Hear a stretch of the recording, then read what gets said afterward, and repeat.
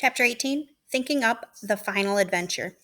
The day after Father told Bruno that he would be returning to Berlin soon, Schmuel didn't arrive at the fence as usual, nor did he show up the day after that. On the third day, when Bruno arrived, there was no one sitting cross legged on the ground, and he waited for 10 minutes and was about to turn back for home, extremely worried that he had to leave without seeing his friend again, when a dot in the distance became a speck, that became a blob, that became a figure, that in turn became the boy in the striped pajamas. Bruno broke down in a smile when he saw the figure coming towards him, and he sat down on the ground, taking the piece of bread and the apple he had smuggled with him out of his pocket to give to Schmuel. But even from a distance, he could see that his friend looked even more unhappy than usual, and when he got to the fence, he didn't reach for the food with his usual eagerness. "I thought you weren't coming any more," said Bruno. "I came yesterday and the day before that, and you weren't here." "I'm sorry," said Schmuel. "Something happened." Bruno looked at him and narrowed his eyes, trying to guess what it might be. He wondered whether Schmuel had been told that he was going home too. After all, coincidences like that do happen, such as the fact that Bruno and Schmuel shared the same birthday. "Well," asked Bruno, "what is it?" "Papa," said Schmuel, "we can't find him." "Can't find him? That's very odd. You mean he's lost?" "I suppose so," said Schmuel. "He was here on Monday, and then he went on work duty, and some other men, and none of them have come back." "And hasn't he written you a letter?" asked Bruno, "or left a note to say when he'll be coming back?" "No," said Schmuel. "How odd," said Bruno. "Have you looked for him?" he asked after a moment. "Of course I have," said Schmuel with a sigh. "I did what you're always talking about. I did some exploration, and there was no sign?" "None." "Well, that's very strange," said Bruno, "but I think there must be a simple explanation." "And what's that?" asked Schmuel. "I imagine the men were taken to work in another town, and they have to stay there for a few days until the work is done. And the post isn't very good here anyway. I expect he'll turn up one day soon." "I hope so," said Schmuel, who looked as if he was about to cry. "I don't know what we're supposed to do without him." "I could ask Father if you wanted," asked Bruno cautiously, hoping that Schmuel wouldn't say yes. "I don't think that would be a good idea," said Schmuel, which, to Bruno's disappointment, was not a flat-out rejection of the offer. "Why not?" he asked. "Father is very knowledgeable about life on that side of the fence." "I don't think the soldiers like us," said Schmuel. "Well," he added, with something as close to a laugh as he could muster, "I know they don't like us. They hate us." Bruno sat back in surprise.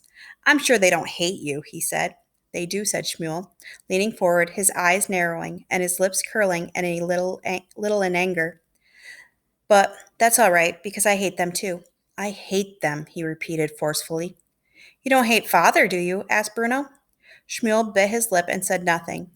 He had seen Bruno's father on any number of occasions and couldn't understand how such a man could have a son who was so friendly and kind. "Anyway," said Bruno after a suitable pause, not wishing to discuss that topic any further, "I have something to tell you too." "You do?" asked Schmuel, looking up hopefully.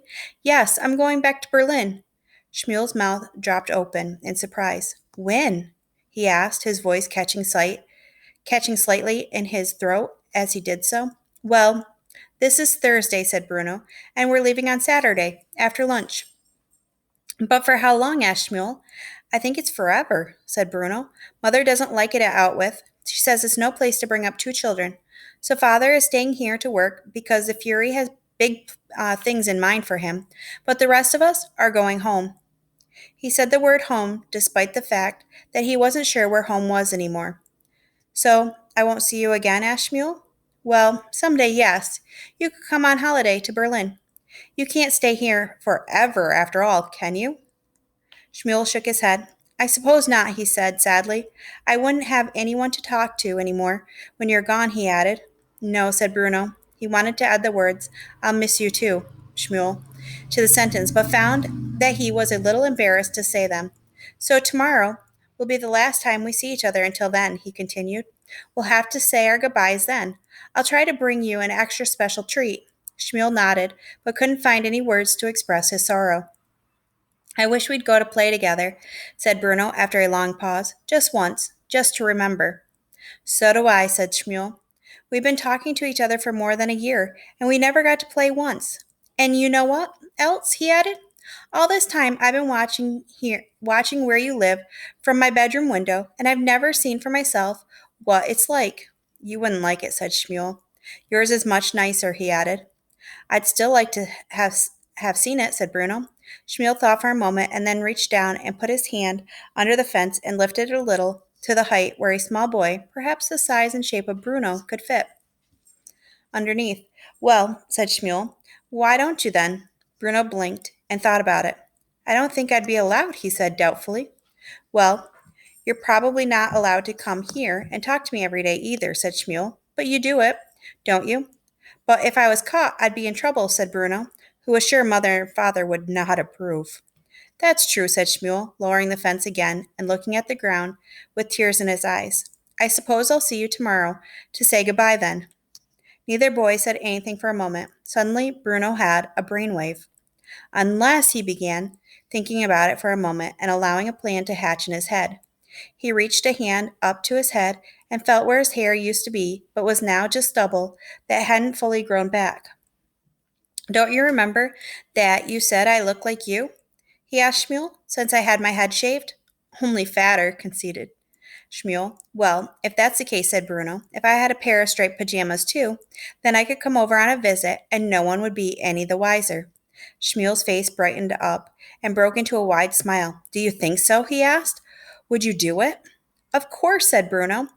It would be a great adventure, our final adventure. I could do some exploring at last. And you could help me look for Papa, said Shmuel. Why not? Said Bruno. We'll take a walk around and see whether we can find any evidence. That's always wise when you're exploring. The only problem is getting a spare pair of striped pajamas. Shmuel shook his head. That's all right, he said. There's a hut where they keep 'em. I can get some in my size and bring them with me. Then you can change and we can look for Papa. Wonderful, said Bruno, caught up in the enthusiasm of the moment. Then it's a plan. We'll meet at the same time tomorrow, said Shmuel. Don't be late this time, said Bruno, standing up and dusting himself down. And don't forget the striped pajamas. Both boys went home in high spirits that afternoon. Bruno imagined a great adventure ahead and finally an opportunity to see what was really on the other side of the fence before he went back to Berlin, not to mention getting in a little serious exploration as well. And Shmuel saw a chance to get someone to help him in the search for his papa. All in all, it seemed like a very sensible plan and a good way to say goodbye. And that is the end of chapter 18.